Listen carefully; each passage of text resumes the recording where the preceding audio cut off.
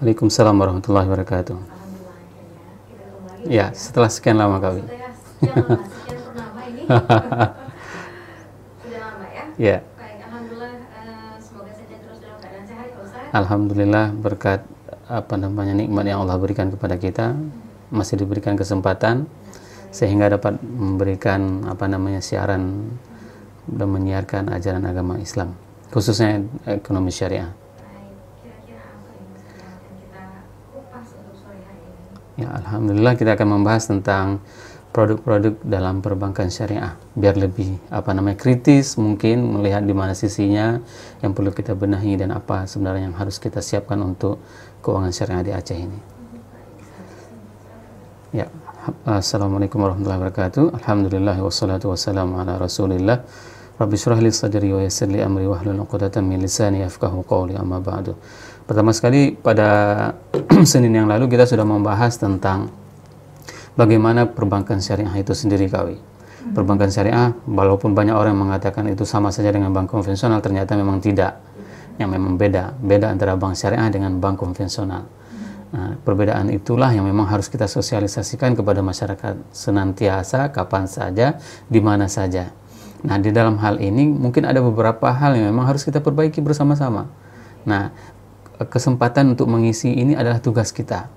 Tugas sebagaimana yang diembankan oleh RRI untuk menyampaikan kepada warga, untuk masyarakat pemirsa pendengar semuanya, bahwasanya ini merupakan salah satu upaya kita untuk mengedukasikan masyarakat tentang ekonomi syariah. Khususnya kami yang bergerak di praktisi ekonomi syariah, baik itu masyarakat ekonomi syariah, ikatan ahli ekonomi syariah, dan khususnya dalam bidang akademisi, fakultas ekonomi, jurusan prodi ekonomi syariah. Maka ini adalah tanggung jawab kita semuanya untuk menyampaikan kebenaran. Ya. Nah, sekarang kita akan melihat lebih detail bagaimana dan produk apa saja di dalam institusi keuangan syariah. Hari ini kita akan membahas tentang produk akad jual beli atau dinamakan dengan murabaha. Akad murabaha ini secara gamblangnya itu merupakan akad antara pihak si A dengan pihak institusi keuangan. Nah, akad tersebut dimaktubkan di dalam Fatwa DSN nomor 111 DSN MUI tahun 2017. Ini landasannya bahwasanya akad yang dilakukan di institusi keuangan syariah itu adalah akad yang memang sudah lulus sensor. Nah, ini yang paling penting sebenarnya. Nah, kenapa? Karena tidak mungkin para ulama ini bersepakat untuk sesuatu yang memang tidak baik. Nah, apa saja misalnya yang menjadi persyaratan di dalam akad murabaha? Tentu di sini ada beberapa hal yang memang disepakati oleh para ulama. Misalnya adanya si penjual, adanya si pembeli, adanya barang, ada hak kepemilikan. Nah, di DSN MUI ini, di fatwa tersebut diberikan sebuah wewenang untuk memberikan wewenang kepada si pembeli untuk dapat membeli barang. Ini merupakan sebuah kritisi oleh berbagai macam pendapat para ulama. Nah, di sini sehingga kita menjadi sebuah ini mungkin sebuah bisa dikatakan sebagai motivasi bagi kita, bagi warga Aceh. Kita kan mempunyai UU PA KW. Ya. Apa keistimewaan kalau seandainya Indonesia tidak bisa memberikan institusi keuangan, bisnis itu, perbankan khususnya, mereka itu kan tidak bisa melaksanakan unit bisnis karena berbenturan dengan regulasi. Nah, disinilah peran UU PA. Nah, di saat kita berbicara UU PA, di mana perannya supaya memang kita mempunyai keistimewaan dengan daerah-daerah yang lain. Sehingga apa? Ini yang harus diperjuangkan oleh para DPR. Nah, oleh para DPR, bahwa itu DPD, DPR, siapa saja, untuk memperjuangkan bahwasanya murabahah di Aceh, institusi keuangan di Aceh itu boleh mengelola unit bisnis. Ini sebenarnya yang memang tidak dibenarkan di dalam undang-undang Indonesia. Nah, seharusnya kita berbicara UU PA itu bukan hanya sekedar berbicara tentang bendera, bukan hanya berbicara tentang simbol, tapi ini esensi yang memang harus kita isi ruang-ruang yang masih kosong dalam UU PA tersebut. Semua ini harus kita isi, khususnya dalam ekonomi syariah. Bagaimana kita mensandingkan, bagaimana kita mengisi kekosongan. Sehingga apa? Sehingga UU PA itu akan menghiasi bagaimana syariat Islam itu akan menjadi bagaimana yang dinamakan dengan rahmatan lil alamin bagi masyarakat Aceh. Sehingga apa? Orang berbicara tentang bank syariah di Aceh, mereka punya spesialis, mereka punya kekhususan, mereka mempunyai keistimewaan, mereka bisa mengelola unit bisnis. Ini merupakan sebuah apa yang dinamakan dengan ijtihad dan sebuah jihad. Ya, jihad yang paling besar, ijtihad dan jihad. Dan kita harus bersungguh-sungguh untuk memperjuangkan ini.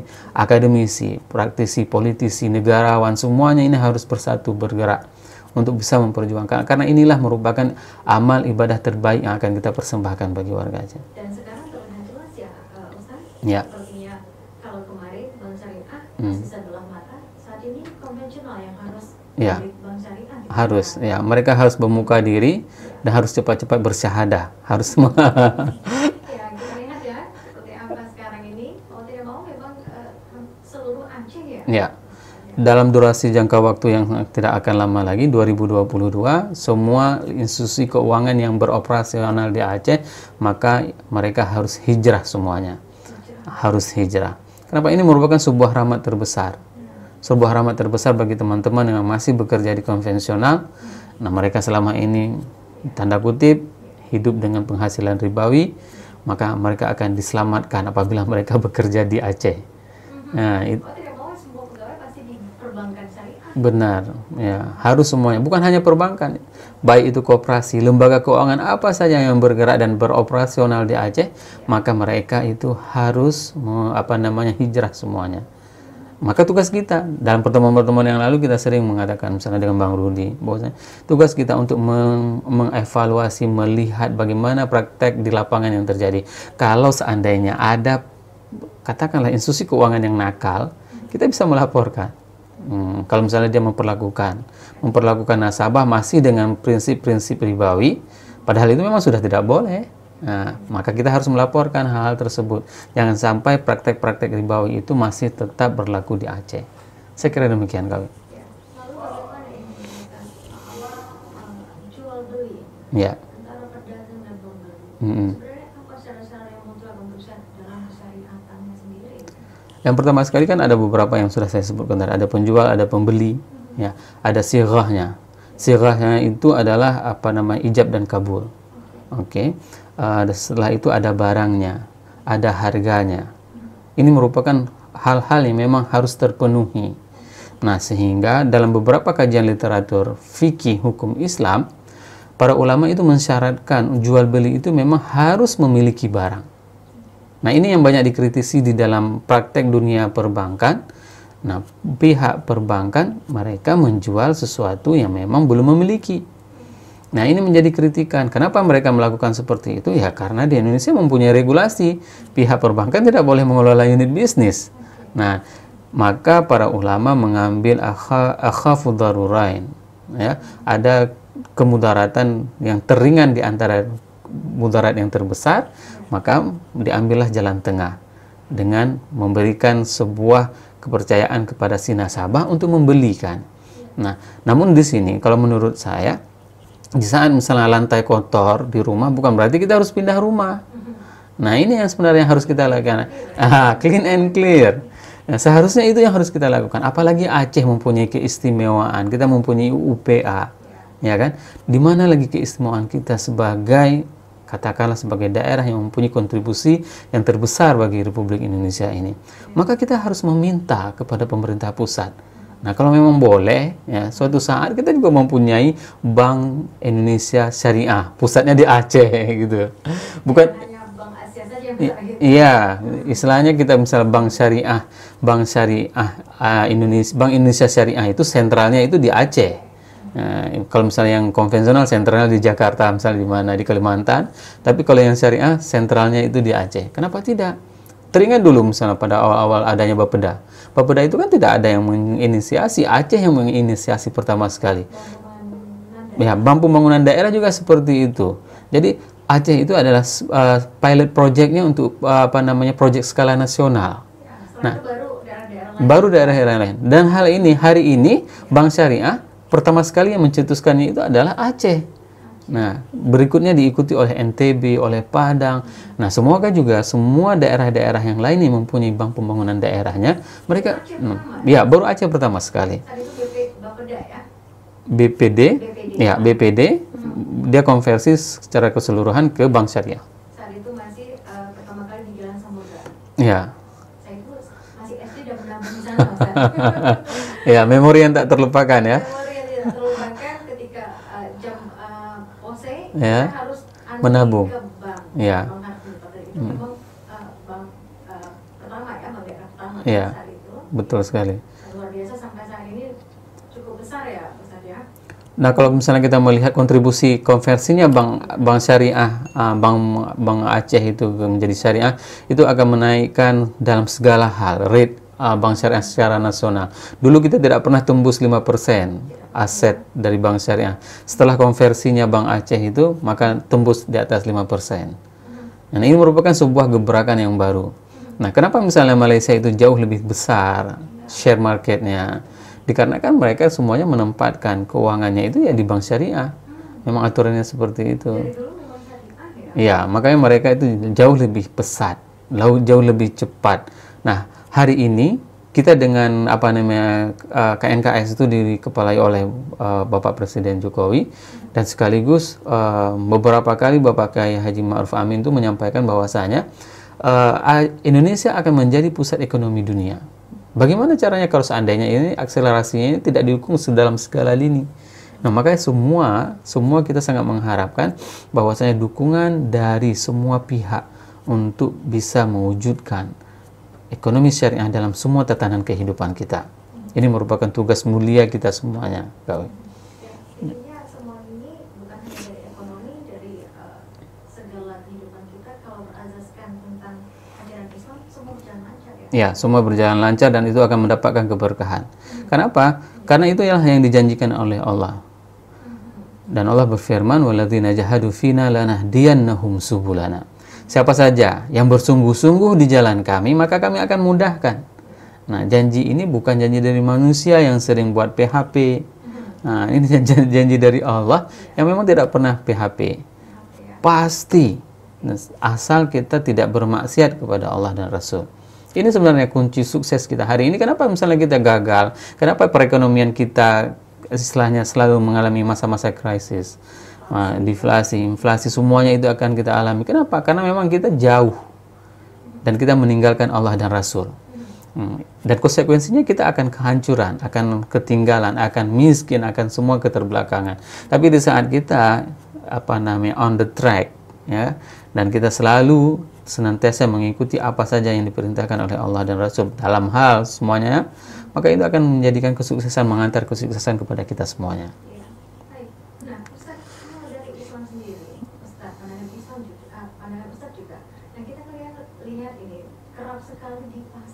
Ya. Kerap terjadi kenaikan harga barang ya. yang tiba-tiba tidak menentu, padahal notabene ini tidak aturan pasti, dan ini juga seolah-olah sudah menjadi kebiasaan dan tanpa ada satu hal yang bisa membuat mereka bergerak atau menurunkan. Ini harga barang jarang yang kita bilang turun ya, Ustaz, terus naik. Ya. Apa Ustaz sebenarnya? Yang turun biasanya harga diri. Ini jangan. Ya, semoga tidak seperti itu. Nah, inilah menjadi permasalahan dikarenakan kita memang tidak meng-create pasar. Ya, permasalahan kita. Kenapa? Apa yang dilakukan oleh Rasulullah SAW setelah beliau hijrah bersama para sahabat ke Madinah? Yang pertama sekali adalah melakukan pengukuhan persaudaraan. Nah, Rasul mengatakan bahwasanya innakum ummatu wahidah ghairun nas. Kalian semuanya orang-orang mukmin itu adalah umat yang satu padu.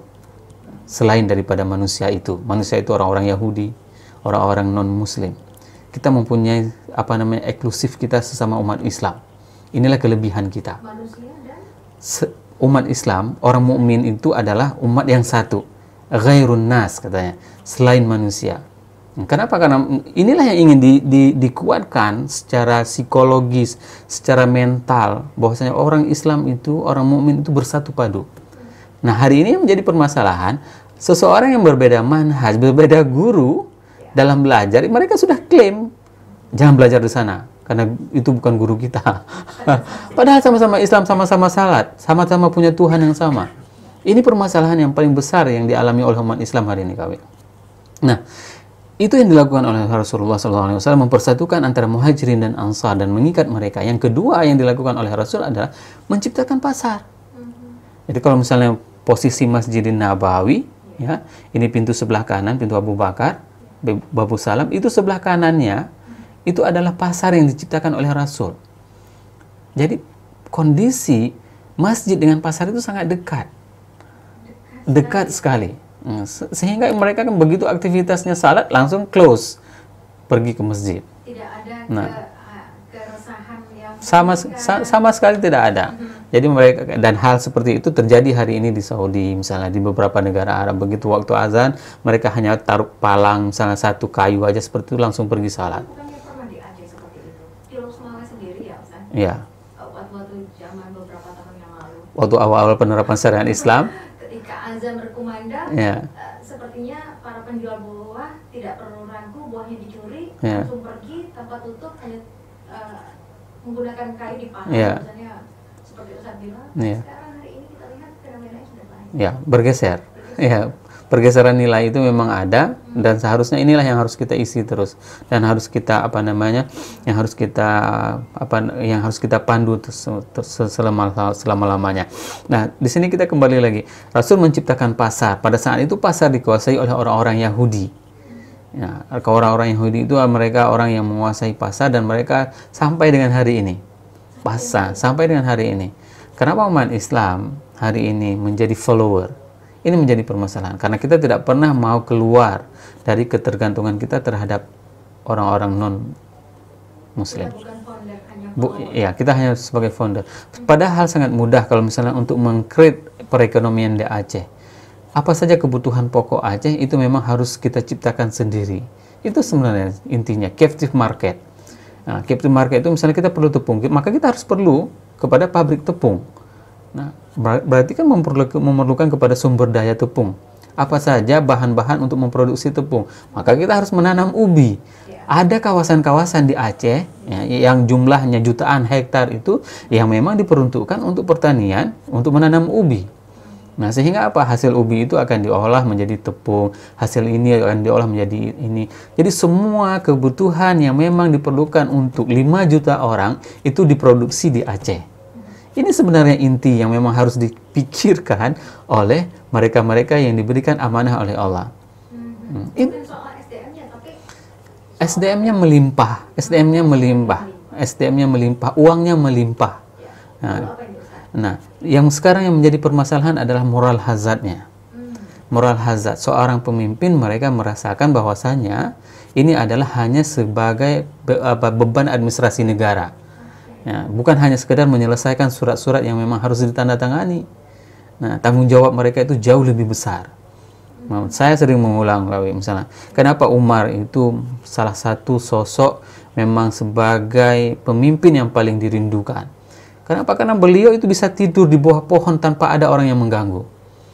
Bayangkan salah seorang dari Romawi ingin melihat bagaimana presiden, dia mengatakan, kalau melihat presiden orang Islam itu lagi tidur di bawah pohon, dia nggak percaya pada saat pertama mendengarkan seperti itu. Tapi begitu dia melihat Umar bisa tidur nyenyak di bawah pohon tanpa ada yang mengganggu, ini menandakan kesejahteraan yang dibangun.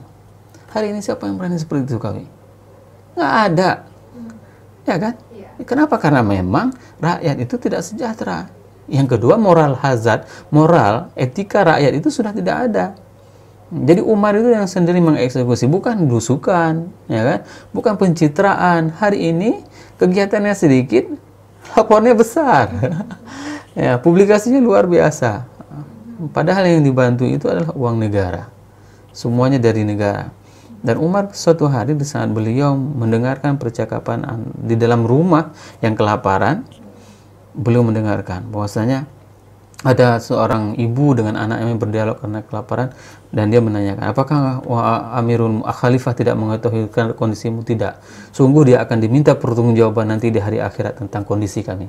Lalu Umar dan Ibnu Mas'ud pulang ke Baitul Mal, mengambil semua kebutuhan yang diperlukan oleh orang miskin tersebut dan mengangkutnya sendiri. Mengangkutnya. Ya. Pada saat itu Ibnu Mas'ud mengatakan, jangan wahai Khalifah, biar aku yang akan mengangkatnya. Lalu Umar mengatakan kepada Ibnu Mas'ud, apakah engkau akan mengangkat bebanku nanti di hari akhirat? Sungguh tidak, Ibnu Mas'ud. Aku sendiri yang akan mengangkat bebanku nanti di hari akhirat. Maka biar aku mengangkatnya sekarang di dunia. Ini merupakan sebuah responsibility. Bagaimana rasa tanggung jawab seorang pemimpin, ya, di saat beliau diberikan amanah oleh Allah, maka beliau tidak pernah menyanyiakan.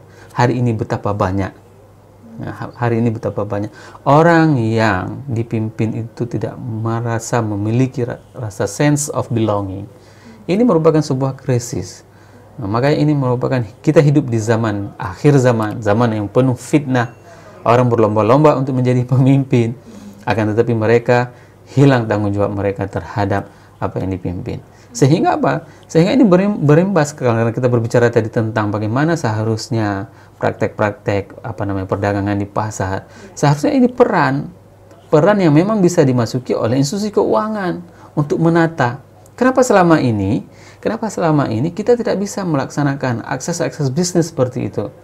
Ya kan? Ini menjadi pertanyaan. Kenapa? Orang banyak, lahan yang menganggur, tenaga yang menganggur, waktu yang menganggur. Ya, itulah pengangguran di Aceh itu sangat banyak. Dana yang menganggur, tenaga yang menganggur, dan lahan yang menganggur. Coba bayangkan, bukan hanya orang yang menganggur, ya. Lahan menganggur, uang juga menganggur. Ini merupakan tugas, dan tugas ini akan dipertanyakan nanti di hari akhirat oleh Allah kepada mereka yang diberikan amanah. Baik itu katakanlah misalnya komisarisnya, dewan pengawasnya, semua akan diminta pertanggungjawaban terhadap apa yang mereka amanahkan. Karena mungkin kebanyakan orang ketika menabung, mereka berlomba-lomba untuk mengumpulkan uang. Ya. Nominal ketika sedikit akan sedikit resah gitu. Benar ya, Ustaz? Betul. Padahal uang itu bagaimana bisa dilakukan perputaran uang untuk bisa menghasilkan Ya. dan bisa memberikan dampak untuk para pekerja-pekerja lainnya pastinya. Benar. Karena apa? Karena konsep kita masih menganggap bahwasanya suka menghitung-hitung harta. Tapi membaginya yang susah ya. Nah, karena di dalam kalkulatornya tombol bagi itu sudah hilang, yang ada kali sama tambah saja. Ketika membagi, Sudah tidak ada. Rasa itu, sewaktu kita mencari rezeki, seolah-olah kita merasakan bahwasanya rezeki ini adalah hak saya karena memang saya yang mencarinya dan ini adalah hak saya. Ini menjadi permasalahan yang paling besar, sehingga apa? Kita sering mengumpulkan uang dan menghitung uang tersendiri, dan itu diabadikan di dalam Al-Quran. Ya, bahwasanya sebuah tabiat manusia asik dengan menghitung-hitung uang. Ada di dalam Al-Quran. Jelas sekali bagaimana Al-Quran menggambarkan perihal kondisi manusia. Yahsabuna anna malhu akhlada. Dan mereka menganggap bahwasanya harta itu adalah semuanya akan abadi, kekal. Harta itu akan kekal, kalau seandainya harta tersebut kita jalankan, kita nafkahkan di jalan Allah. Harta itu akan dibawa sampai mati apabila kita mewakafkannya. Nah, tapi kalau seandainya tidak dibawa wakaf, semua akan diperebutkan oleh orang lain. kekalnya di dunia, tidak sampai akhirat kan. Nggak kekal juga di dunia, semua akan hancur, akan habis juga semuanya. Tapi kalau seandainya kita spendingkan di jalan Allah, maka itu akan abadi. Waktu ini memang sempit sekali. Ya, yang memisahkan kita. Ya, karena memang kumandang azan itu formasinya pukul 18.30. Ya. Ada 4 menit ke depan. Terakhir apa yang Ustaz yang ingin disampaikan di kesempatan sore hari ini? Ya, Aceh mempunyai keistimewaan. Mari sama-sama kita perjuangkan keistimewaan Aceh itu untuk mengcreate sebuah role model dalam dunia institusi keuangan syariah. Sehingga kalau orang mau belajar tentang institusi keuangan syariah, mereka akan datang ke Aceh. Institusi keuangan di Aceh bisa menjalankan bisnis juga. Saya kira itu yang dapat saya sampaikan. Subhanakallahumma wa bihamdika asyhadu an la ilaha illa anta astaghfiruka wa atubu ilaik. Assalamualaikum warahmatullahi wabarakatuh.